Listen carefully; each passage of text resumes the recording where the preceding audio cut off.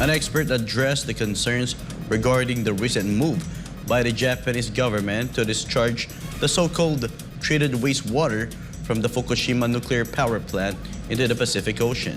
Sheena Torno has the story. The Japanese government has begun releasing the treated radioactive nuclear wastewater from the crippled Fukushima nuclear power plant into the Pacific Ocean. Approximately 1.3 million metric tons of treated wastewater are expected to be discharged into the sea.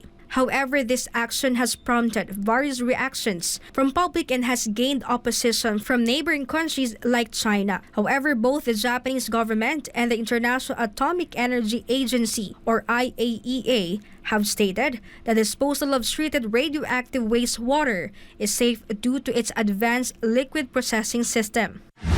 Meanwhile, an expert from Marine Science Institute at the University of the Philippines, Diliman, has explained the correct procedure for nuclear waste disposal. Okay, so for nuclear-powered plants, all of these, kailangan sumunod sa mga protocol na ang nagmo-monitor ay ang International Atomic Energy Agency. So yung IAEA, may mga bagay sila na may checklist sila na kailangang sundan para din sa operation ng nuclear plants at para din sa pag-manage ng waste na na-generate ng nuclear plants. So yung waste generated is also monitored by the nuclear plant itself and minomonitor din ito ng representative ng IAEA. So in general, bago maglabas ng waste ang isang planta, kailangan dumaan yon sa masusing pag-aaral ng planta mismo at ng IAEA. So, dahil dyan, masasabi natin na dumaan ito sa proseso. Dr. Irene Rodriguez, Associate Professor at MSI, is convinced that Japan adhered to IAEA guidelines, allowing them to release nuclear waste from the Fukushima nuclear power plant. Ang alam ko, ang gagawin ng gobyerno ng Japan ay dilution. So, yung kanilang mga naipon na waste at nakaimbak na waste sa kanila, bago nila i-release sa environment, idadilute muna nila. So, isang part, kunwari, 1 litro ng waste, lalagyan nila ng maraming seawater para yung concentration bumaba. And then, aaralin nila ulit kung ano yung mga levels ng radioactive material na laman ng diluted na waste at yun yung papakawalan nila ngayon sa karagatan. I think the Japanese government did a very good job containing the problem during the 2011 quake and the tsunami that came afterwards. Tapos yung storage, what they did after, how to manage the waste. Dr. Rodriguez also explained that while the discharge of nuclear wastewater could have a minor effect on biological organisms, it is still manageable. In terms of aquaculture, fish living near the coastal environment of the Fukushima nuclear power plant could be affected. However, pero kung maaari naman na pigilan muna yung pangingisda sa areas na may mataas ang level ng radioactive material. So, may paraan para maiwasan ang consumption ng contaminated waste. At pwede din nating ma-monitor yung mga isda mismo, yung fish and the shellfish that are taken out from the coastal environment close to the nuclear plants. So, may way para maiwasan na yung contaminated material ay makarating sa mga tao.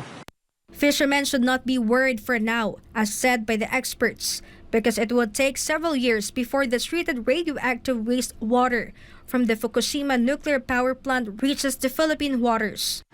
Meanwhile, the Philippine Department of Foreign Affairs, or DFA, acknowledged the technical expertise of the IAEA. The Philippines evaluates the issue from a science and a fact-based perspective and its impact on the waters in the region.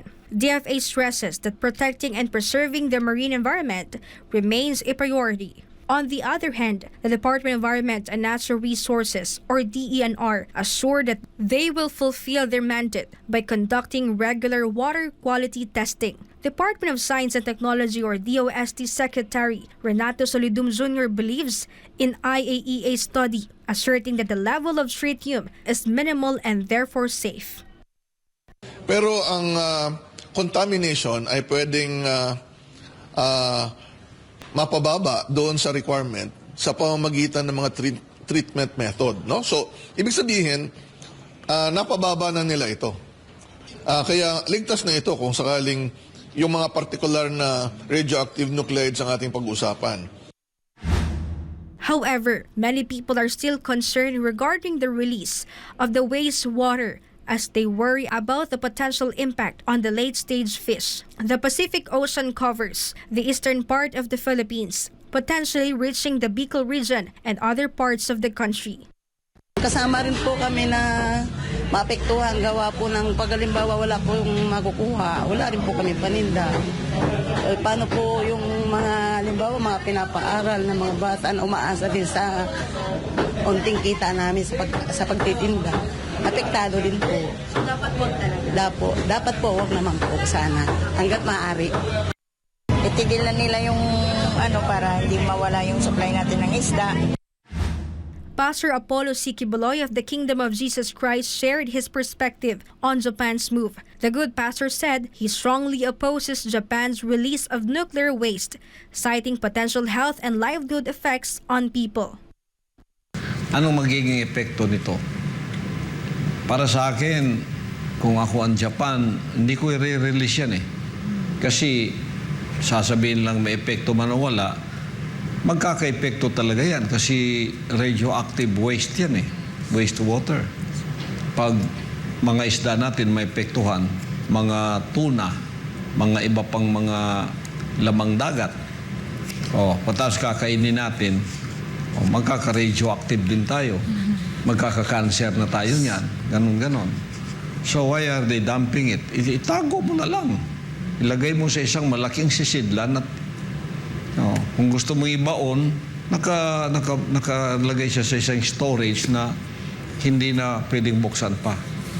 Kaysa itapon mo sa dagat, pagkatapos makukontaminate mo buong sa libutan. Sana huwag na gawin ng Japan yun. For God and my beloved Philippines, this has been Sheena Torno, SMNA News.